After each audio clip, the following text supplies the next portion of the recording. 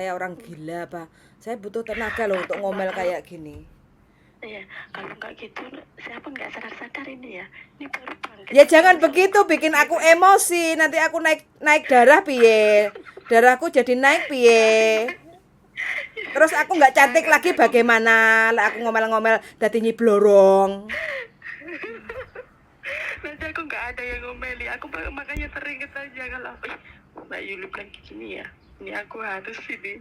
Ini tadi udah gitu udah feeling aku. Makanya bingung mau cakap apa. Tapi kayaknya aku harus kena omelan ya dikit biar agak berdiri gitu. Untung kamu tak omelin guyu ya. Untung ya dirimu jek iso menertawakan diri sendiri. Lek tak omeli jek ngeyel. Bey, wes.